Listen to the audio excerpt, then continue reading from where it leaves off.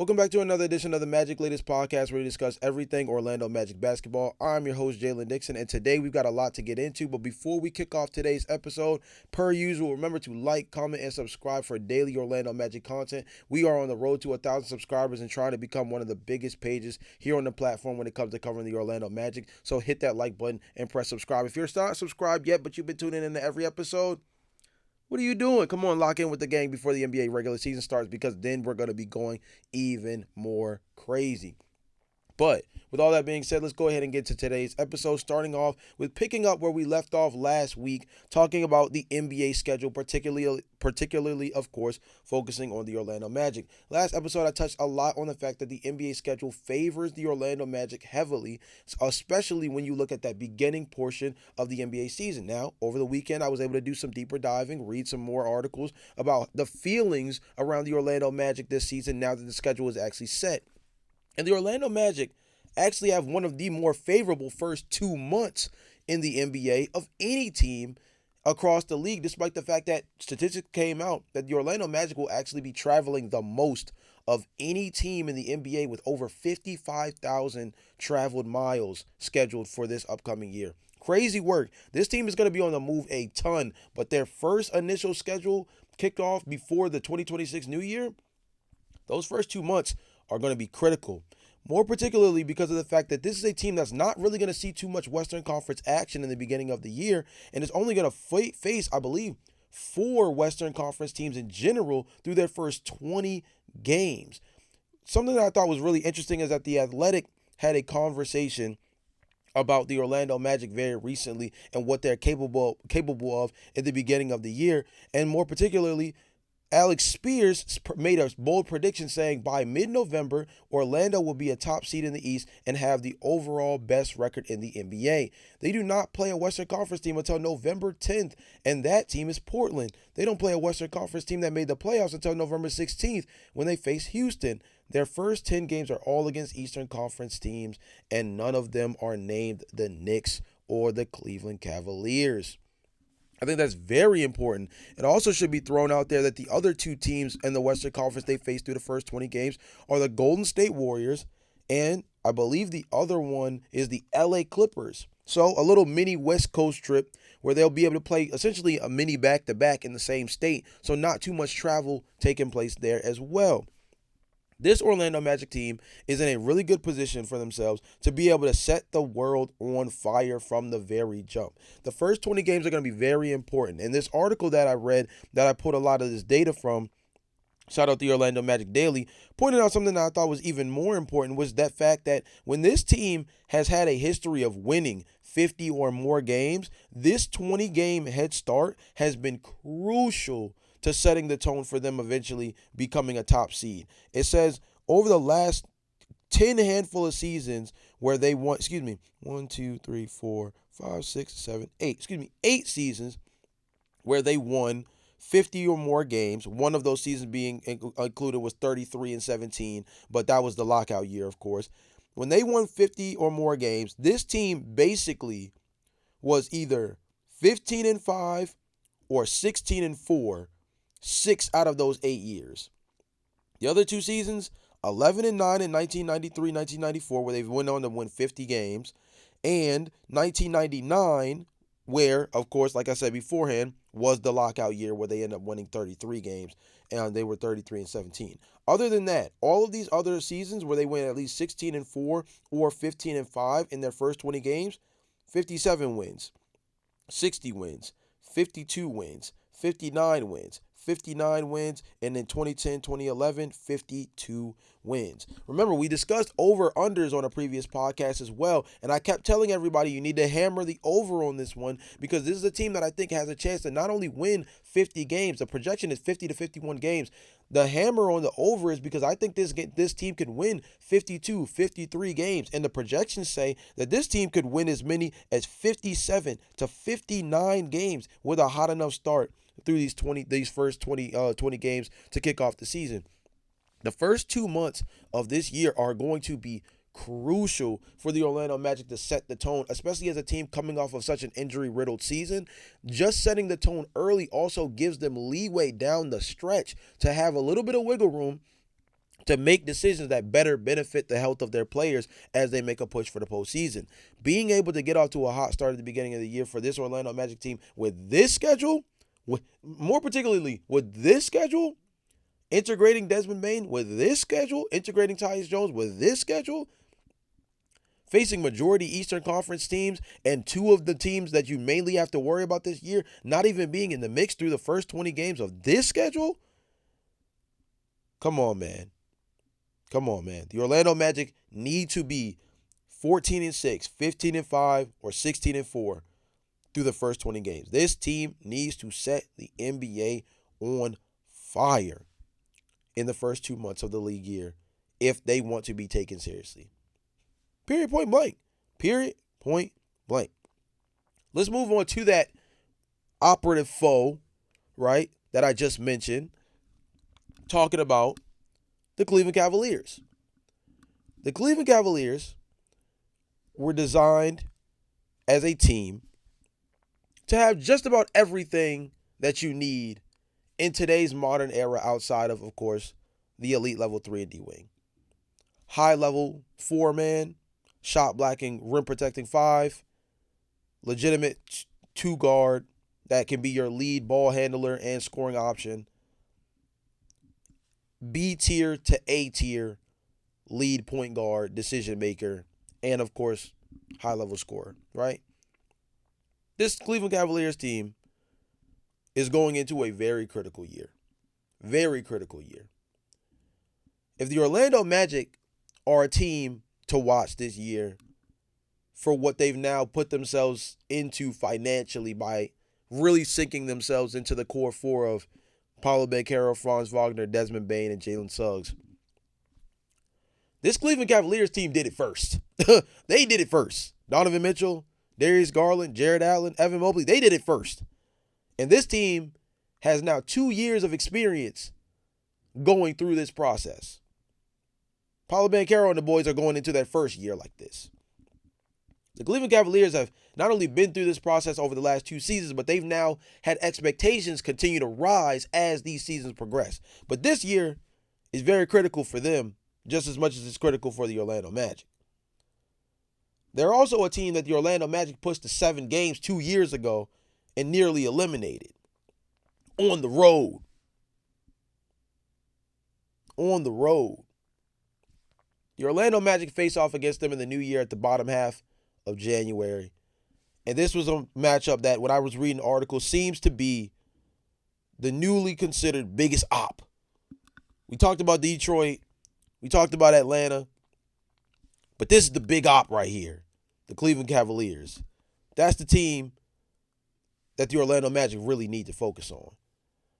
A statement that I saw in a recent article that I was reading from Bleacher Report said, now the Magic are healthy and they have the major addition of Desmond Bane. In the space of 3 years, the Thunder went from losing 42 games to winning 68 and outclassing the competition en route to a title. Maybe this is when Orlando truly makes its breakthrough, and the Cavs are as good of a measuring stick as anybody else in the Eastern Conference.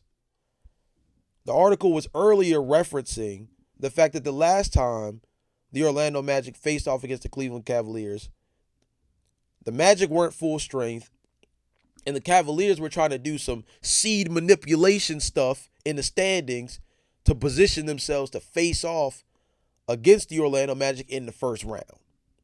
And it almost bit them in the butt. As I said before, the Orlando Magic went on to push them to 7 games in a situation where Jalen Suggs came in banged up, wasn't playing well. Franz Wagner wasn't playing well. Paolo Banchero was doing a full-blown backpack job.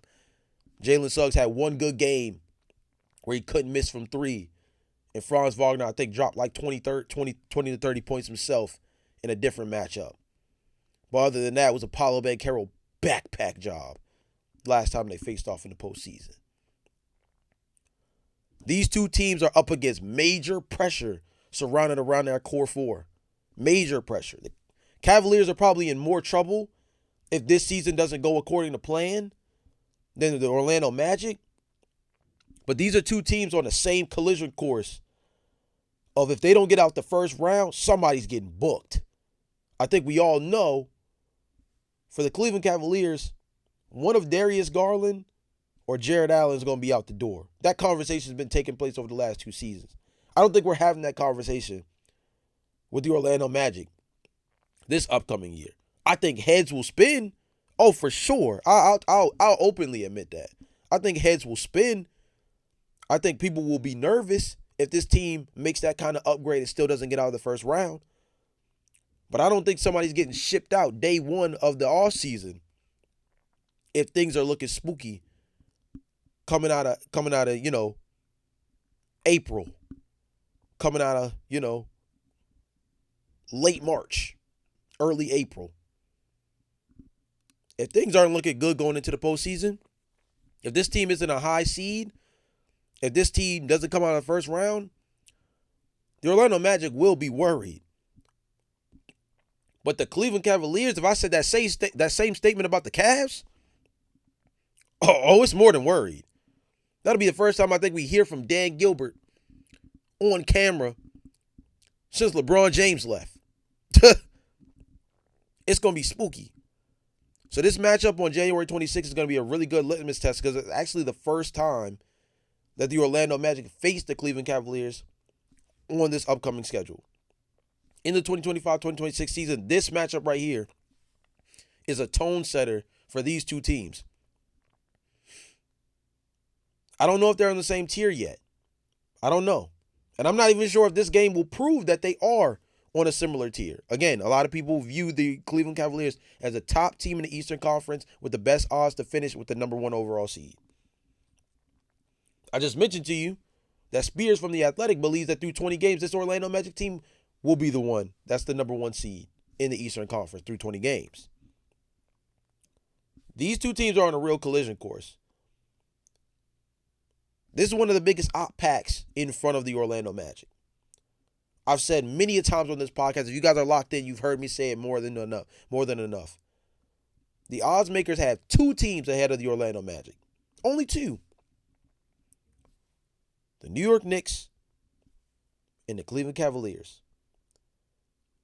And one team that the Orlando Magic know a little bit better than most over the last 2 seasons are those Cleveland Cavaliers. Because they pushed those Cleveland Cavaliers real far beyond themselves in the postseason 2 seasons ago. And the Orlando Magic were the first real punch that put crack in the armor of the Cleveland Cavaliers, where we had to start looking at that roster and ask ourselves, are they really as good as their record says? The Orlando Magic did that. The Orlando Magic now could be the same team that goes from putting chinks in the armor to breaking all the armor off and throwing this team into haywire and forcing them to completely reset. Or at least forcing this team to really hit a panic button that they didn't expect 3-4 years into the Donovan Mitchell era that they would be dealing with. I never thought I would be putting so much stake into a regular season game, but I think this game is going to be so important for setting the tone for an Orlando Magic team that's trying to make not just the national media, but the rest of the NBA believe that they are one of those teams that's here to stay for a long time. I think this matchup is actually going to be really, really important. You guys let me know down in the comment section. Am I overblowing it? I might be gassing it up a little bit. I do think the matchup against Cleveland is going to be one of the more important and intriguing regular season matchups throughout the entire season, not just this individual one. But I do think at the end of the day, setting the tone with this matchup is going to be so important because it's going to be their first time facing an upper echelon Eastern Conference team really for the entire beginning of the NBA season. I do believe they faced the Knicks a handful of times between this, and it'll be interesting to see how they face up against the Knicks with them now integrating guys like Gershon Yabusele and Jordan Clarkson, so they might be a team in progress in the beginning of the year. That's why I don't factor them in as much as the Cleveland Cavaliers, who basically are the same roster as we've seen over the last 2 years, give or take a player or two like DeAndre Hunter or adding Lonzo Ball this summer. The Orlando Magic are pretty much the same team that they faced off against 2 seasons ago too, outside of Desmond Bane. That's why I think it's a little different than the New York Knicks stuff. But you guys let me know in the comment section down below. Who's the biggest op pack? Who's the biggest op pack for the Orlando Magic this upcoming season? Is it the Cavs? Is it the Knicks? Is it the Hawks? Is it Detroit? Am I missing somebody? Who's going to be the biggest op pack for the Orlando Magic? That if they get them up out of here, oh yeah, we're at least in the Eastern Conference Finals. 100%. 100%. Let me know in the comment section down below. Next, we talked about it a handful of times on the podcast, and I think the bandwagon is building for my boy. Anthony Black is getting some more love. Anthony Black is a guy that the odds makers are not favoring too much in conversations for most improved player or sixth man of the year. We'll talk about sixth man of the year in 1 second. Anthony Black, we've talked about him a handful on the podcast as a guy that if he can improve as a three-point shooter, particularly just get his PJ Tucker on and start getting better shooting from the three-point corners, right? If he can be a 40% three-point shooter from the corners, it changes the entire dynamic. Changes the entire dynamic of how good this guy can be. Because he's already an all-NBA caliber defender. I believe that already. I believe with his athleticism, comparisons in size to other point guards, his ability to shift up and down the lineup, guarding ones through threes. Defensively, he's already there. Athletically, he's already there. As a slasher, he's already there. The question is, can he improve as a three-point shooter? Does he need to be Kevin Huerter? No. Does he need to be Duncan Robinson? No.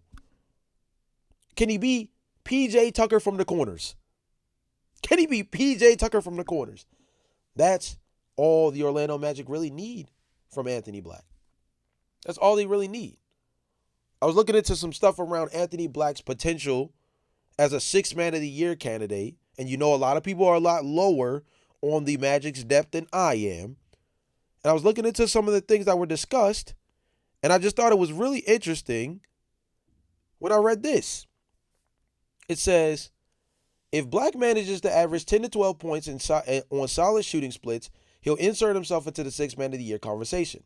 Boston Celtics guard Peyton Pritchard, the most recent recipient of the award, averaged 14.3 points last season and shot 47% from the field, 40.7% from three. Anything remotely close from Black will be viewed as a major improvement. According to DraftKings Sportsbooks, the former lottery pick is among the bottom odds to win sixth man of the year at plus 15,000. 15,000. Guys, I had to do some digging on this one because I just could not believe it. Plus 15,000 as the potential sixth man on an Orlando Magic team that's going to finish top 3 in the Eastern Conference this year, with a team that's probably going to have a chance at having 2 All-Stars come out of the Eastern Conference this season. And Anthony Black is only a plus 15,000? When I say do some digging, this is what I mean. I looked at a handful of different sports books. Here's some of the names in the top 35. We're talking about plus 7,500. Not 15,000. We're talking about half that. Plus 7,500 or better odds. Here's some of the names that come up before Anthony Black. Gershon Yabusele, interesting. Dylan Harper, rookie Dylan Harper. Huh? Okay. Dylan Harper is going to reincarnate Ben Gordon's immaculate Chicago Bulls rookie season where he won sixth man of the year and rookie of the year. Okay. Terrence Shannon Jr. for the Minnesota Timberwolves. I like him. Don't get me wrong. I like him. Duncan Robinson with the Pistons. Colin Sexton with the Charlotte Hornets. Come on now. Let's be frank here. Dennis Schroeder, Santi Aldama, Obi Toppin, friend of the show, Cole Anthony, plus 3,500 with the Milwaukee Bucks, in case somebody's feeling a little nostalgic. Jared McCain, What if I told you that TJ McConnell was at plus 2,000 for an Indiana Pacers team that might sneak into the playoffs as an 8th seed this year, with Pascal Siakam being their best player, Ben Mathurin having to really find his footing this year, Aaron Nesmith having to step up more as a secondary shot creator, Andrew Nembhard as the starting point guard, as a guy that struggles to average double digits during the regular season. And TJ McConnell is going to be 6th man of the year. Plus 2,000 odds to win 6th man of the year. And when I say gonna, the reason why I say gonna is because TJ McConnell's plus 2,000, it's tied for the 5th best odds with Ty Jerome and Jared McCain. Tied for the 5th best odds in the NBA to win 6th man of the year. But Anthony Black is plus 15,000. Something else I want you guys to notice in that conversation, though. I went through the list of 35 under DraftKings Sportsbooks. Tyus Jones wasn't in the top 35 either. That's how down they are on our depth right now. Tyus Jones and Anthony Black were behind names like Luke Kennard, Duncan Robinson, and TJ McConnell for 6th man of the year this year.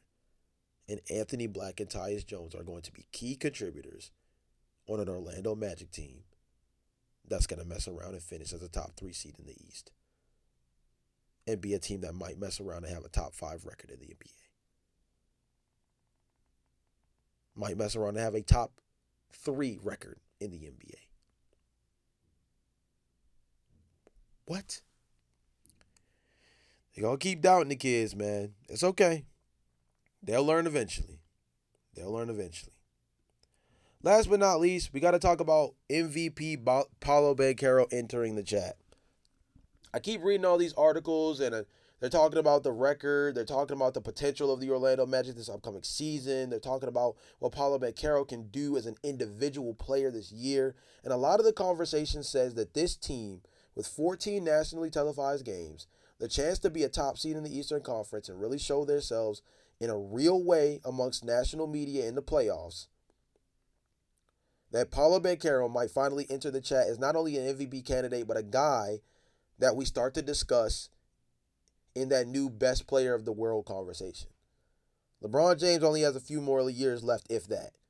Kevin Durant, Steph Curry, James Harden, Chris Paul is on his farewell tour this year potentially, at least from what he says for right now. We all know these things change. We saw Tom Brady retire and then come back as a Tampa Bay Buccaneer and win the championship.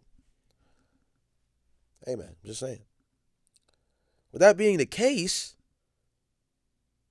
MVP Paolo has to enter the chat here, man. Paolo Banchero, Anthony Edwards, Shai Gilgeous-Alexander, Nikola Jokic, Giannis Antetokounmpo. Notice what I said there. Those are 5 guys that you could realistically see, the 5 guys that finish out the straw poll at the end of the year as the main 5 group for the MVP award. That's the convo that Paolo Banchero needs to be in. Shai Gilgeous-Alexander is coming off one of the best overall seasons statistically and from an accolade standpoint we've ever seen. Nikola Jokic just won a championship and an MVP, multiple. Giannis Antetokounmpo is an MVP, DPOY, and a champion. Anthony Edwards has been anointed as the OG Slayer, taking out guys like Kevin Durant and LeBron James in the playoffs. Paolo Banchero, his resume is not like those. Not right now. But this season could be an inflection point for Paolo Banchero to enter that chat. This season could be an inflection point. While all the eyes are looking for the next guy, and Anthony Edwards, despite his play, seems to not want to take the baton. With guys like Jason Tatum and Tyrese Halliburton out the way, Paolo Banchero has the chance this season to enter the chat, man. And enter that conversation with those guys that are going to be talked about as lead MVP candidates, along with Luka Doncic. I think he's another guy we have to really, really consider, obviously, in this MVP conversation this upcoming year. Paolo Banchero has a chance to enter that chat, man, with a season like we've never seen from him so far. And he's already set the expectations so high for himself. But this could be a really special year for Paolo Banchero. And the more that I keep looking at things like the schedule, the more I keep looking at things like the landscape of the Eastern Conference right now, we're going to look back at 2025, 2026 as the season that was Paolo Banchero's inflection point of going from one of the most under-discussed, underrated number one overall picks we've had in recent memory to a guy that's being anointed in that conversation as a top 10 player in the NBA. I really, really believe that. You guys let me know in the comment section down below what you guys think, though. I'm interested to hear what you guys have to say. But with that being said, shout out to my dog, Paolo Banchero, one more time before we end the podcast, because I have really, really high hopes for this dude, and I think that he is going to be a super duper special player in 2025, 2026. So put your betting odds in now. DraftKings Sportsbooks is sleeping on Anthony Black, sleeping on Tyus Jones, sleeping on Jalen Suggs, sleeping on Franz Wagner, sleeping on Paolo Banchero too, man. Put your bets in early. This is a guy who I think is going to finish somewhere in the top 3, top 5 MVP.